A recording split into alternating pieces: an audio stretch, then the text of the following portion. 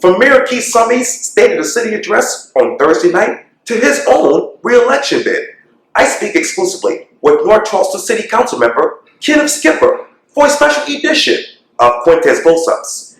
And be sure to download the free Quintin's Close-Ups app in your Apple or Google Play stores. And listen to this interview later on iHeartRadio.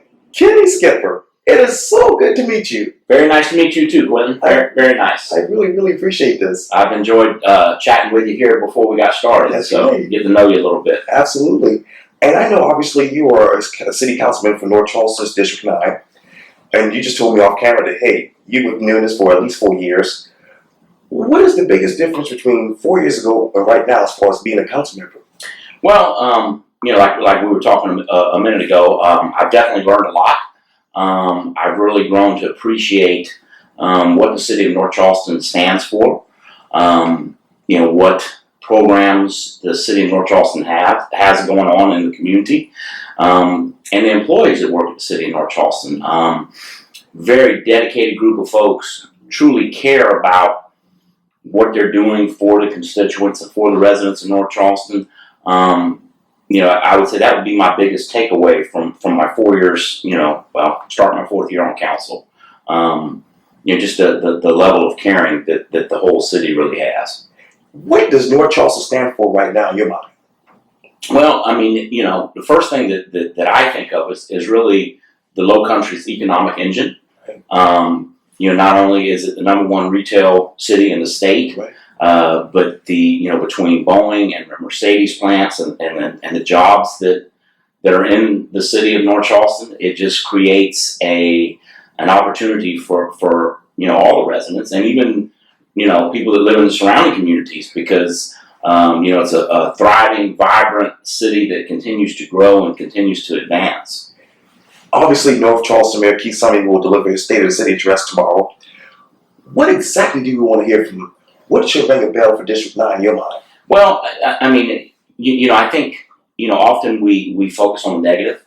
There's a lot of positive things that are going on. Sure. From our recreation department, we opened 2 new senior centers this past year, which have been great successes. We're looking to open the aquatic center here this year, as well as the 3-gym complex. So we've got a lot going on for the residents from a recreation standpoint. If you look at the crime statistics, year over year, we're much better this year than we were, a year ago. As far as the number of murders that occurred in the city of North Charleston, when the numbers go up, the newspaper and everybody's very quick to, focus on that. But when the numbers are down a little bit, you don't quite get the same amount of publicity or focus. I think with Chief Burgess being in office or in that position for a year now, I think that has definitely had an impact on the overall numbers. Him getting out and marching in the communities, being seen on the side of Dorchester Road or wherever it might be, that resonates with people. And they see that hey, he's one of us. He's with us, and I think that's made a difference. But again, I would say we don't get focused on the positive as much as we do the negative. So the other thing I would think that you will hear from the mayor, we've got to continue to look at infrastructure. Okay. Infrastructure for the whole Low Country area, not just North Charleston, is a major issue. With the number of folks that are moving in on a daily basis, we're already behind. We can't keep up, and I think it's imperative that all the municipal governments, the state government, the federal government, that we've got to work in lockstep to try to get us out of this hole and get ahead. I think that's going to be one of our biggest hurdles that the area as a whole has to work on. Additionally, the city is going through its comprehensive plan, right, which is a great opportunity for the residents to have input. They've already had several community meetings. Right. As it continues to advance, you know, the residents should really take that opportunity to have input. You know, to where you have mixed use areas that have business, you know, residences, you know, and retail, you know, all together. You know, those all have to coincide together, and that really comes back to your comprehensive plan and how well that's written for a particular community.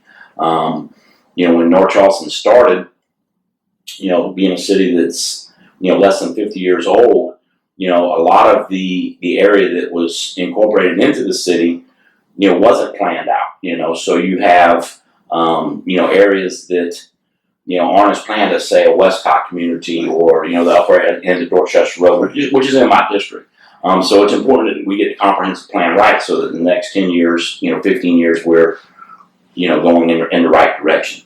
You know, so I think the State of the City address tomorrow night is going to be very positive. You know, I think there's a lot of good things to point out, but at the same time, there's, you know, things that we need to work on as a city.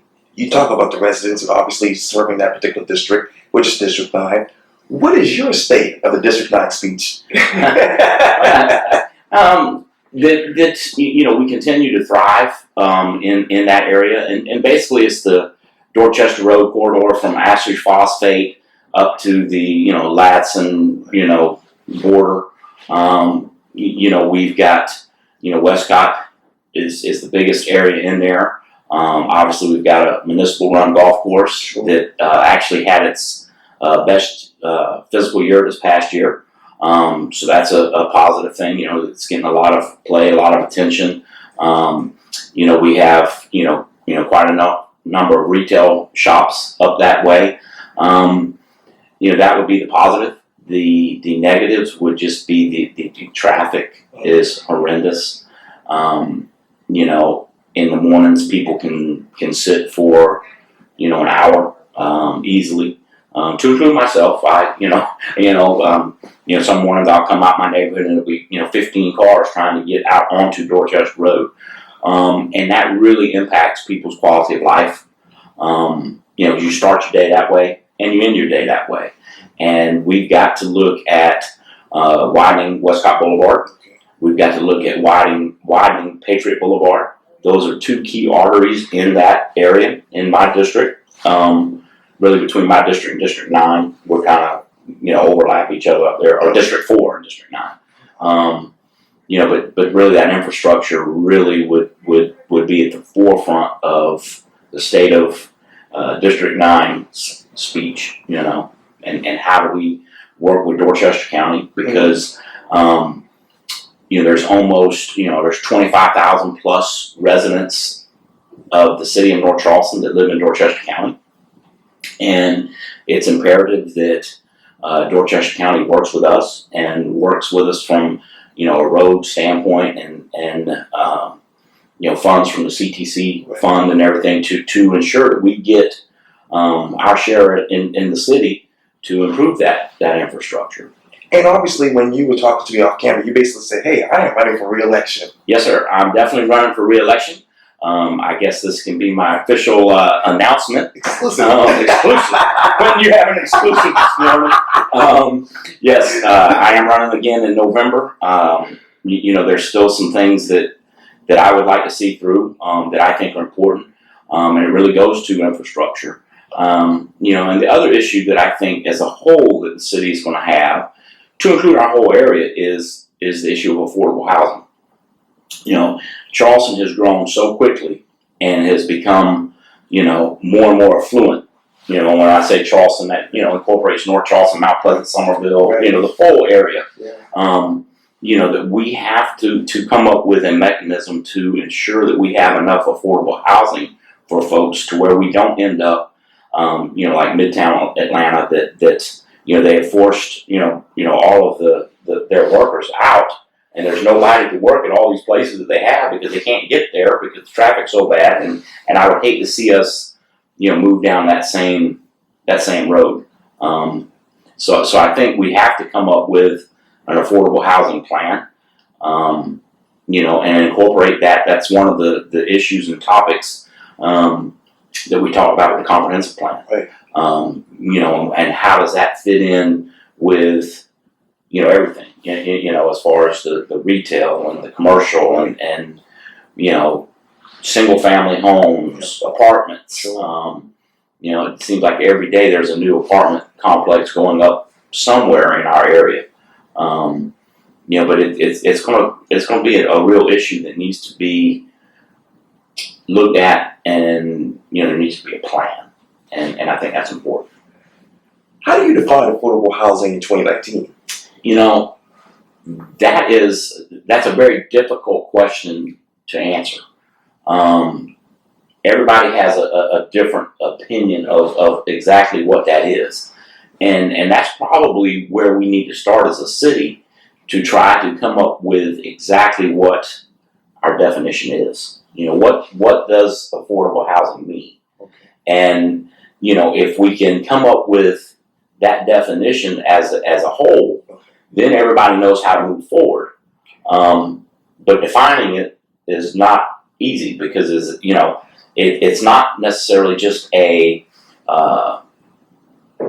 monetary cutoff. Is it this much? It can't be defined just strictly as that. So it really starts with that definition. So I don't really have the exact definition of what it is, but I do know that we need to work at it, as a community.